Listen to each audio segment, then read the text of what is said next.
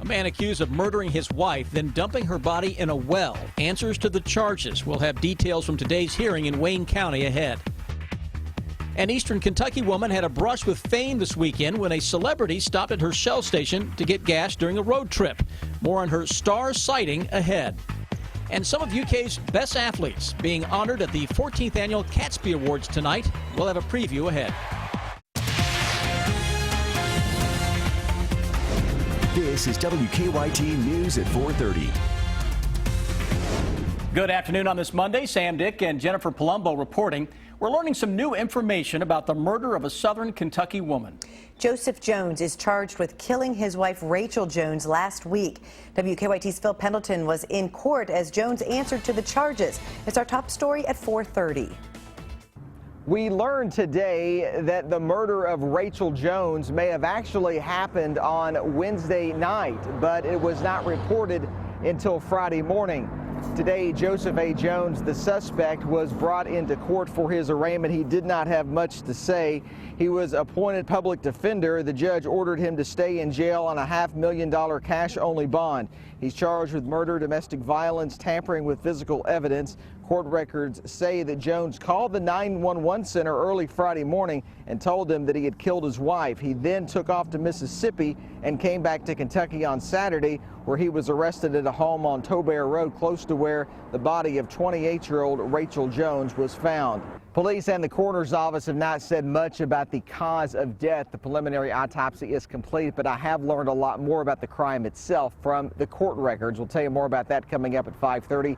But for now, in Wayne County, Phil Pendleton, WKYT. Joseph Jones is due back in court next Monday for a preliminary hearing when police will lay out their case against him. Back in December, the governor appointed former University of Kentucky football quarterback Derek Ramsey to the position of labor secretary. While strengthening the state's workforce is a top priority for him, he's also hoping to be a healthy example to the thousands of workers he represents. Ramsey first came to UK in the early 70s to play football for UK. He was the school's first African-American quarterback. He overcame race barriers, led the Cats to a bowl win, and fell in love with the state and the fans who supported him. Ramsey served in the Fletcher administration and remembers getting the call asking him to come back to the state he loves. I think had he told me I had to walk back, I would have. Because again, it just created a certain excitement of giving back and affecting the place that I truly love. Tonight at 6, Amber Philpott sits down with Secretary Ramsey to talk about his new job. He opens up about a health condition that he and nearly 400,000 Kentuckians deal with just about every day. And the message about health he hopes to have on the people here. A downtown Lexington street had to close this morning for a gas line repair. Construction crews hit the line on North Limestone. Police diverted traffic between Short Street and Church while Columbia Gas crews made repairs. That stretch of road has since reopened. We have a nice start to the work week with warm temperatures spilling over from the weekend. Oh, it was hard to beat this weekend. Yeah. Today's just as nice, but shower and storm chances creeping back into the forecast. Let's check in with our meteorologist, Jim Caldwell. And they are, guys. We'll be tracking more rounds of showers and thunderstorms once I think we get into tomorrow. That's going to be the better chance. There's still a small, isolated chance that you might run into one or two out there this evening, especially across parts of eastern Kentucky. Again, not a big deal at all, though. Let's look at some of our weather cams from across Kentucky, because one thing every view from every location is going to have in common is all that sunshine and a mix of clouds. All right, so everybody has the same pretty much setup there in the skies. From here in Lexington, where we're tracking some cumulus clouds, all the way down into Jackson as well. You can see that cloud cover holding steady for those folks too.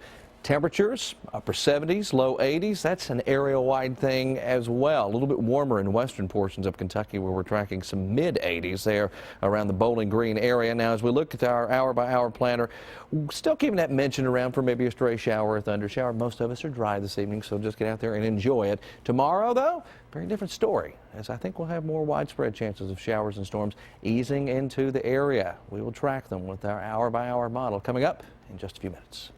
Thank you, Jim. You may be surprised who paid a visit to an eastern Kentucky gas station yesterday. Drew Carey, host of The Price is Right here on CBS, filled up his car at the Beattyville Shell station in Lee County. Diana Spencer, who works at the Shell, tells us she first noticed his unique car. She asked to take a picture of it, and she says she told the driver he looked like Drew Carey. He responded by saying, "Because I am." Spencer says Carrie told her he got lost while taking a scenic route across the country and ended up in Beattyville, which is a nice place to end up. Carrie did tweet about his trip through eastern Kentucky. Spencer says Carrie was very nice and she gave him directions to Natural Bridge before he left. And you'll hear from Spencer about her meeting with Drew Carey ahead on WKYT News at 5:30. It's a great story. Well, right now, Churchill Downs is getting ready for the first Saturday in May. The Kentucky Derby parties are always a big part of the festivities, and we now know which stars will be at one of the most famous Derby Eve bashes. The Barnstable Brown Kentucky Derby Eve Gala is counted among the 10 best parties in the world by Condé Nast. This year's celebrity guests include Kid Rock, Alabama Shakes, and Kate Upton. Harlan County's Jordan Smith, who was Season 9 winner of The Voice, Gayle King from CBS This Morning, and former UK football player and current Green Bay Packers Randall Cobb. Several UK basketball stars will be there as well, including Tyler Ulis and Devin Booker. This is the 28th year for the star-studded bash held in Louisville at the home of Patricia Barnstable Brown.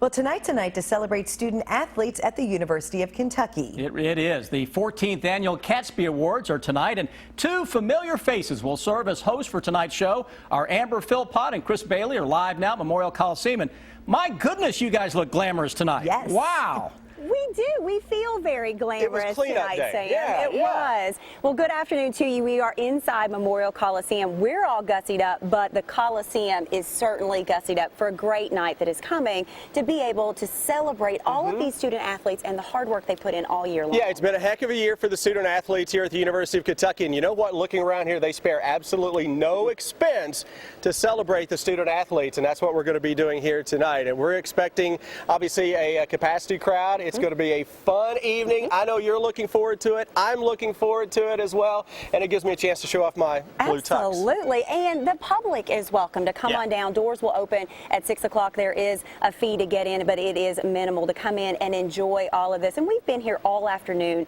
as these student athletes have been coming in. And the thing that I take away from this is they all get along. They love each other so much, no matter what sport. So we're really honored and really looking forward to be a part of the Catesby Awards tonight here inside Memorial Coliseum. Back to you guys. All right, thank you very much. This is all. 'Tis the season for bourbon and roses. Deanne Stevens is out and about at the Grand Reserve today with a preview of the Four Roses Julep Contest to see who can make the best mint julep. Hi, Deanne. Hey, good afternoon, guys. It's a Four Roses Julep Contest, and it is happening for the 4th year now. And I'm just going to go ahead and tell you, for some reason, they keep calling me to come back and judge this. Is it my love of bourbon, or am I just that good of a judge of the julep, Kelly? It's everything. You're all around perfect. Oh, I wouldn't go that far, but I'm telling you that because this is so much fun to be a part of, and it's a great activity for the public to come and take part into as we kick off Derby time here in the Bluegrass. It's time to kick off Derby. It's time to have a little bourbon and a little julep with it. So we've got some really unusual drinks that these guys make up. And the great thing about it is that your entrance, you get to try these. You get to try them, and you also get to help the Lexington Art League. It's just a $5. It's a $5 donation, really, is what it is, at the door here at the Grand Reserve on Manchester Street. Daniel is with us from 21C. It's a little busy down there right now, isn't it, Daniel? Oh, yeah, definitely. A lot of folks ordering some juleps? Yes, definitely. Mint juleps, and I'll be making my julep there whenever anyone wants. So what happens is there's like 8 of you contestants that are participating in this. Go ahead and start get moving on your julep. But you guys have come up with different creations. What are you making Wednesday night? I am making a Neapolitan julep made with strawberries, a chocolate liqueur, and the vanilla is already in the bourbon itself. So you got to be a little bit creative with this, don't you? It has to be original every year. And what are you doing right now, muddling? I'm muddling the strawberries, then I'll put the bourbon and all the other ingredients in afterwards. Okay, so how much bourbon do we throw in there? 2 ounces. 2 ounces, okay. And then what do you do after? There you go. Half ounce of the creme de cacao. Okay. Which brings out the chocolate. You can smell that. Oh yeah, it smells really good. Great. Okay, so a little Four Roses bourbon. And that's what we're using in the competition. Okay. Now, how'd you come up with this? I really love strawberries and I really love chocolate, and they both go really well with mint. And it also goes well with vanilla already, kind of. And bourbon, right? Don't leave the bourbon out. And what's this? Definitely. This is bitters, Angostura bitters. It kind of just brings out the flavor of the strawberries in it. Excellent. Well, while you mix that up, we're going to get Kelly to tell everybody, come on out Wednesday night, $5 donation. $5 donation, meet the new master distiller. Our gentleman last year has retired. Our new one is Brent Elliott. He will be here signing bottles and talking to the public about their bourbon. And Officer Don's going to be here too doing a little tasting. He's got to get his flying in for the day before he comes out here to do that. Flying before coming in and having a few cocktails. That's right. All right. Be a part of the fun. The Julep contest is Wednesday night here at the Grand Reserve. I'm going to taste that final product that you already have mixed up here. Oh, we need a little powdered sugar to make sure we get that on my face, right? Isn't that how you drink a julep? Very tasty. Yummy. I can taste that chocolate in there. Come check it out Wednesday night here at the Grand Reserve. I'm Deanne Stevens, out and about. Back to you guys.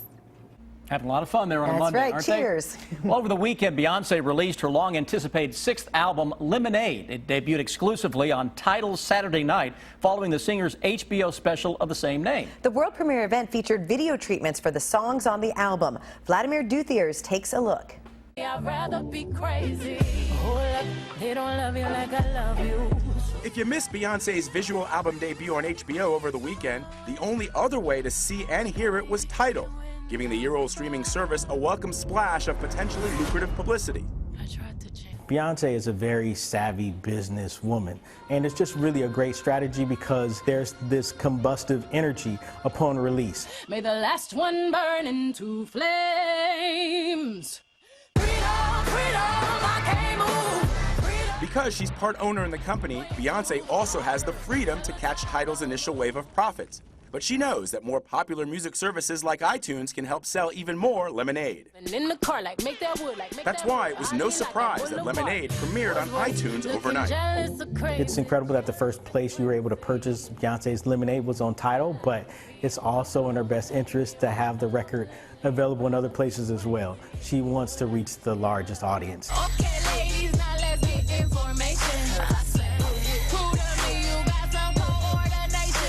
In Lemonade, Beyonce renews the political themes of her controversial single, Formation, at one point sampling the words of Malcolm X. The most disrespected person in America is the black woman. The most unprotected person in America is the black woman. In a nod to the Black Lives Matter movement, the mothers of Trayvon Martin and Michael Brown appear, holding photos of their slain sons. Your mother is a woman, and women like her cannot be contained. But the album also offers what could be a glimpse into a complex love story. Queen Bee's marriage to rapper Jay-Z, his rumored infidelity, and their purported reconciliation. Are you cheating on me? Are you cheating on me? With Lemonade, Beyonce is trying to navigate the worlds of politics and romance in the middle of a rapidly changing digital music market. Artists are pushing for a greater share of streaming revenue. Taylor Swift pulled her music off Spotify, and Prince can only be streamed on Tidal. In order to catch people's attention today, artists need to be creative. They need to do something a little different, unique, really creative and fun to pull people in. What's up?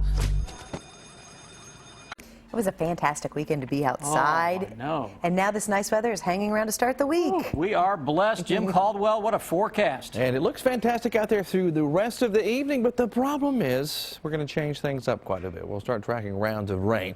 But the good news is, guys, temperatures like this that we have out there right now, which are generally running in the upper 70s and low 80s, they're not going anywhere, even though we have the rain chances in the forecast. Check our hour by hour. Even through the overnight hours tonight, I think we're only in the low 60s to start your Tuesday. Then, of course, we'll have some rain around. By noontime, we're back into the mid-70s. For daytime highs, we're in the upper 70s to around 80 degrees. A very warm Tuesday for you. And that even continues with the showers and thunderstorms trying to work their way through the area as we get into Wednesday as well. We'll start off in the 60s there, but right back into the low, mid, and even some upper 70s across Kentucky at that point. So a lot of warmth coming at us and several rain chances as well in our 7-day forecast. You can see them from tomorrow all the way through into early next week. That's all I've got for weather, but here's Officer Don with a check of traffic. Outer loop of Manowar at Crosby. There's a collision that has the right lane blocked there on the outer loop of Manowar, and we are seeing backups, particularly coming up on the outer loop there, approaching that intersection. The crash on the north side has been cleared at Boardwalk and New Circle. Drive times this afternoon to Versailles are running about 12 minutes. Outbound toward Scott County on 75, looking good on the interstate. Now back to you in the studio. Thank you, Officer Don. A mullet toss and the bathrobe that's seen a surge in popularity. It's the video that will have you talking. Take a look at this. It's a famous Alabama tradition, the annual mullet toss held over the weekend, but not what you might think. You grab a fish, face the crowd, and launch it as far as possible over the Alabama-Florida state line. Some people showed up a little confused about the purpose of the mullet toss. We're going to try to get as much mullet as we possibly can. You know, this is the Joe Dirt. This is the American Pride mullet. Oh, they look like they fit right in. In case you were wondering, the fish are already dead before they're tossed. All right. The UK's Prince George is not just a future monarch, he is also already a style icon. The bathrobe he wore in these pictures to meet President Barack Obama is now a bestseller. The personalized garment is sold by a company called My First Years. It has now sold out entirely, but the company is accepting pre-orders after the explosion of interest. Photos showing the tiny bathrobe-clad prince meeting with the U.S. president quickly went viral. Apparently he crashed the meeting, just showed up in his bathrobe. He is adorable. Yes. All right. Thanks for joining us at 4 and 4:30. Now much more to come at 5 o'clock.